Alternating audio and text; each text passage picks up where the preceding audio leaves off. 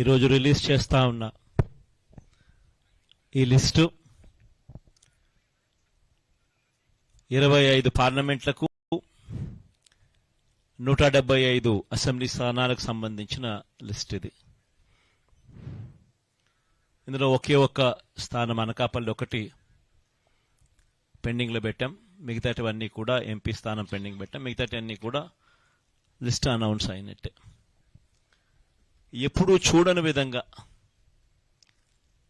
సామాజిక న్యాయము అన్నది మాటల్లోనే కాదు, చేతల్లో కూడా చేసి చూపించాము అని చెప్పి చూపించగలిగాము దేవుడి దయతో అని కూడా చెప్పడానికి సంతోషపడతా ఉన్నా. ఎందుకనంటే ఏకంగా అసెంబ్లీలో చట్టమే చేశాం.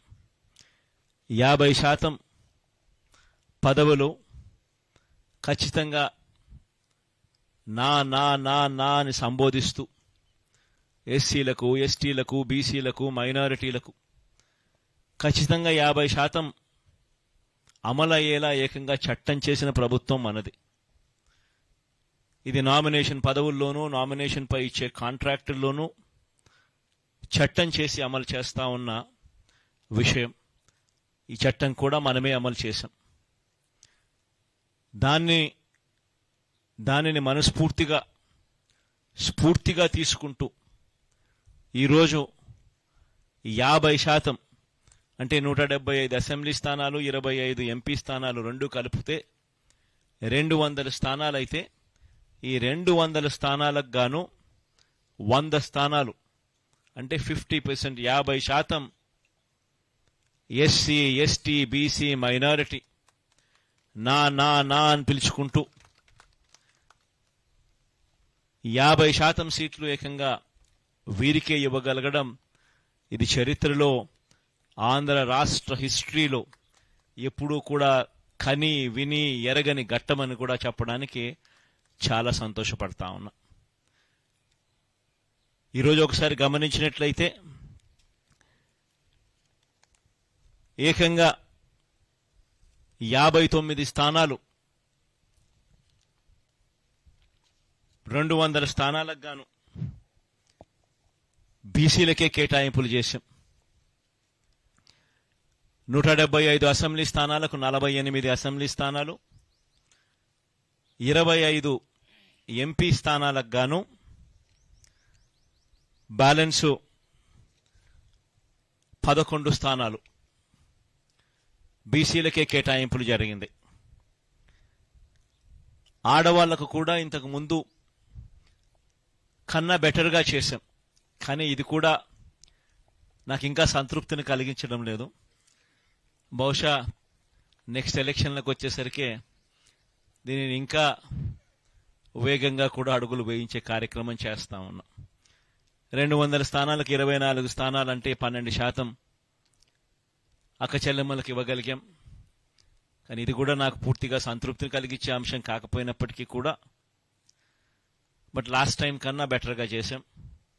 బహుశా మిగతా ఏ పార్టీ కన్నా కూడా బెటర్గానే ఉంటుందని అనుకుంటా ఉన్నాను. లాస్ట్ టైం 19 ఇస్తే ఈసారి 24 దాకా తీసుకొని పోగలిగాం. ఇది కూడా ఒక విశేషమనే చెప్పాలి. కానీ నెక్స్ట్ ఎలక్షన్లకు వచ్చేసరికి ఇంకా దీన్ని ఖచ్చితంగా ముందుకు తీసుకొని ఇంకా పెద్ద సంఖ్యలో ఇంకా నెంబర్లు ఇచ్చే కార్యక్రమం ఖచ్చితంగా జరుగుతుందని కూడా చెప్తా ఉన్నా. ఈరోజు మనం రిలీజ్ చేసిన ఈ లిస్టులలో గమనించినట్లయితే ఏకంగా 77% మంది ఎమ్మెల్యేలు, ఎంపీలు ఈ 200 మందిలో ఏకంగా 77% మంది గ్రాడ్యుయేట్స్, ఆ పై చదువులు చదివిన వాళ్ళు. ఎమ్మెల్యేలకు సంబంధించి 175 మంది ఎమ్మెల్యేలకు గాను 75% గ్రాడ్యుయేట్స్, ఆ పై చదువులు చదవగలిగిన వాళ్ళు మనం ఎంపిక చేయగలిగాము అని కూడా చెప్పడానికి కూడా సంతోషపడతా ఉన్నా. మైనారిటీస్కి కూడా ఇంతకుముందు 5 స్థానాలు ఇస్తే ఇవాళ 7 స్థానాలతో మైనారిటీ సంఖ్యను కూడా బాగా పెంచగలిగినామని చెప్పడానికి కూడా సంతోషపడతా ఉన్నా. మొత్తం మీద 50% నా అని పిలుచుకుంటూ ఎస్సీ ఎస్టీ బీసీ మైనారిటీలకు ఇవ్వడం అన్నది చరిత్రలో నిలిచిపోయే ఘట్టంగా మరొకసారి చెబుతూ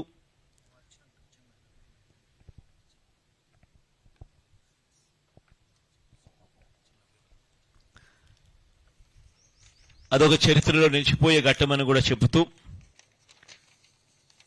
ఈ ఎన్నికల్లో దాదాపుగా 81 స్థానాలలో ఎమ్మెల్యేలను మార్పు జరిగింది. 18 ఎంపీ స్థానాలు కూడా మార్పు జరిగింది. అంటే దాదాపుగా 99 స్థానాలంటే దాదాపుగా దగ్గర 50% స్థానాలలో మార్పులు కూడా చేశాం. అంటే ఇది కూడా చరిత్రలో ఒక నిలిచిపోయే ఘట్టమే. ఎందుకంటే ఈ స్థాయిలో మార్పులు చేయగలిగిన ధైర్యం బహుశా ఎవరికి ఉండకపోవచ్చేమో. అది కూడా వైఎస్ఆర్ కాంగ్రెస్ పార్టీకి మాత్రమే ఆ ధైర్యం ఉందని కూడా, ప్రజల మీద ఆ మేరకు నమ్మకం ఉందని కూడా చెప్పడానికి కూడా సంతోషపడతా ఉన్నా. కానీ మార్పు కాబడిన వాళ్ళందరికీ కూడా, ఎవరైతే కూడా టికెట్ రాని వాళ్ళు ఎవరైతే ఉంటారో వారందరికీ కూడా మనస్ఫూర్తిగా చెప్తా ఉన్నాను, రాబోయే రోజుల్లో దేవుడి దయతో ప్రజలందరి ఆశీస్సులతో మన ప్రభుత్వం ఏర్పడిన తర్వాత వాళ్ళందరికీ కూడా ఔచితమైన స్థానం ఖచ్చితంగా ఇస్తూ ఏదో ఒక రూపకంలో వాళ్ళందరినీ కూడా దగ్గర తీసుకునే కార్యక్రమం ఖచ్చితంగా జరుగుతుందని కూడా వాళ్ళందరికీ కూడా భరోసా ఇస్తా ఉన్నాను. కని విని ఎరగని విప్లవాత్మక మార్పులతో ఈ 5 సంవత్సరాల పాలన సాగింది. ఎప్పుడూ కూడా ఎవరూ కూడా ఊహించల 2,70,000 కోట్ల రూపాయలు నేరుగా బటన్ నొక్కడం, ఎక్కడా లంచాలు లేకుండా, వివక్ష లేకుండా నేరుగా అక్కచెల్లెమ్మల కుటుంబాల ఖాతాల్లోకి డబ్బులు వెళ్ళిపోవడం రాష్ట్ర చరిత్రలో ఇది ఎప్పుడూ చూడలేదు, ఎప్పుడూ జరగని ఘటం. ఇలా చేయగలుగుతామా? లంచాలు లేకుండా ఇవ్వడం సాధ్యమేనా? వివక్ష లేకుండా అసలు ఇవ్వగలుగుతారా అనే పరిస్థితి నుంచి కాదు, ఇది సాధ్యమే అని ఈ 5 సంవత్సరాల పరిపాలనలో ఎప్పుడు చూడని విధంగా గ్రామ స్థాయిలోనే గ్రామ సచివాలయాన్ని తీసుకొని రావడం, గ్రామ స్థాయిలోనే ప్రతి 50-60 ఇళ్లకు ఒక వాలంటీర్ వ్యవస్థ తీసుకొని రావడం, వీటి అన్నిటి ద్వారా పారదర్శకంగా లంచాలు లేని వ్యవస్థ, వివక్షకు చోటు లేని వ్యవస్థ ద్వారా 2,70,000 కోట్ల రూపాయలు అక్క చెల్లెమ్మల కుటుంబాల ఖాతాల్లోకి వేయడం అన్నది దేశ చరిత్రలో సువర్ణ అక్షరాలతో ఎప్పటికీ కూడా లిఖించతగ్గ విషయంగా ఎప్పటికీ కూడా గుర్తుండిపోతుంది. ఇది ఒక గొప్ప మార్పుగా కూడా గుర్తుండిపోతుంది. రాష్ట్రంలో ఎప్పుడూ జరగని విధంగా జరిగింది.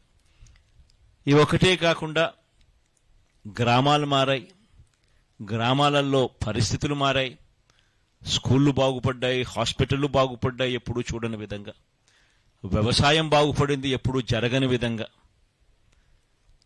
మహిళలకు విమెన్ ఎంపవర్మెంట్ ఎప్పుడూ కూడా జరగని విధంగా, కంటికి కనిపించే విధంగా మార్పులు చోటు చేసుకుంటూ విమెన్ ఎంపవర్మెంట్ జరిగింది.